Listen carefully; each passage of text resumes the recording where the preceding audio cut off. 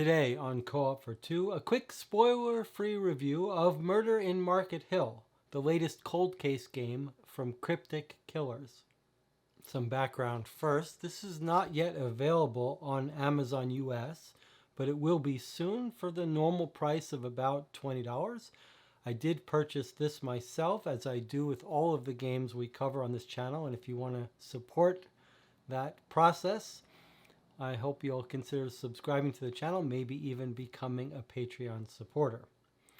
Took us about 5.5 hours to play through this live on YouTube. You can watch that after you play the game yourself, but it won't take you that long. It'll probably take you about 2 hours to play it. There are now 9 Cryptic Killers games as of April 2024. You can see my ranking and review of all of those games in separate videos here on the channel. Murder in Market Hill follows the same basic formula that they all follow, which is there's a little bit of internet usage for some multimedia to get the ending solution to answer a final question, but most of your experience here is analog. Now, I'm not going to show you the components here. I don't want to spoil anything, but I will show you the back of this folder here so you can get some idea of the kinds of documents you get, in addition to a few that are online after you solve one little puzzle. It is separated into 2 acts. You can see it's rated at 14 years and up, and this is the only game in the series of the 9 that's rated 5 out of 5 difficulty. There are a bunch that are 4.5. but this is the first one that's 5 out of 5. It says for individuals and groups, but essentially this is a solo game, a standard cold case game. You're all in it together. There are no turns.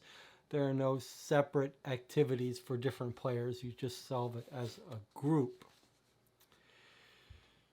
So, is this the hardest Cryptic Killers game? Is it really 5 out of 5? Is there a real difference between this and the nearest rated other 2 that are 4.5? I would say not really. It's about at the same level as the other 2 4.5 Cryptic Killers games. Murder in Maryvale Manor, maybe Murder in Miami was another 4.5. Which is not to say it's easy at all. It is quite challenging.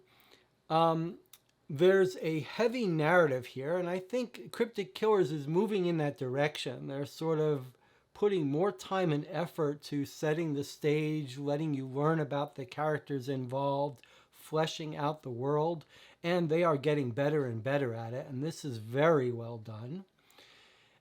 So much so that there's real elements of deduction in solving this case, but I think you'll find yourself spending a good chunk of time thinking about the psychology of the characters, who would do what and why, and that adds a really enjoyable element to the game.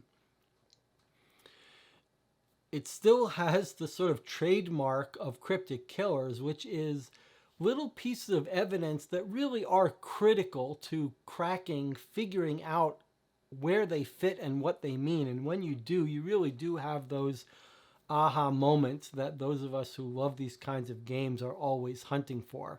And the Cryptic Killer series really does deliver them very consistently.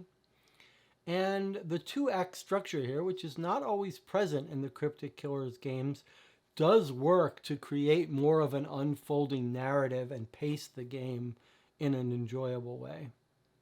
Final thoughts here. Cryptic Killers does produce some of the most consistently high quality, satisfying games in this genre, and this is no exception.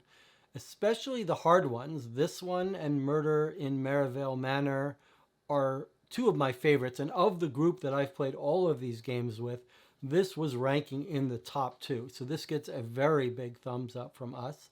And the fact that these games are all selling for $20, it's really hard to go wrong. I think I probably still would rank Murder in Maryvale Manor a little bit higher in terms of enjoyability of the story, but maybe if you look at the bigger picture of story and deduction and puzzle and little subtle elements, this one could arguably even come out on top. Now, this is not for beginning players in this genre. This really is for experienced players. Don't buy this one first. Work your way up to it. And I think maybe even more than all of the other ones, I would really suggest trying to find someone else to play with, not tackling this solo if you can help it. These games are well suited for solo play, but I think this one in particular would really benefit from being able to debate theories, to have a second set of eyes thinking about the significance of things. And there are little subtle details here that are easy to miss if you're doing this alone. That's my recommendation. Let me know what you think of the game. And again, if you want to support more unbiased content on this channel, I'd love to have you join our Patreon, subscribe to the channel, stop by and watch one of our live streams.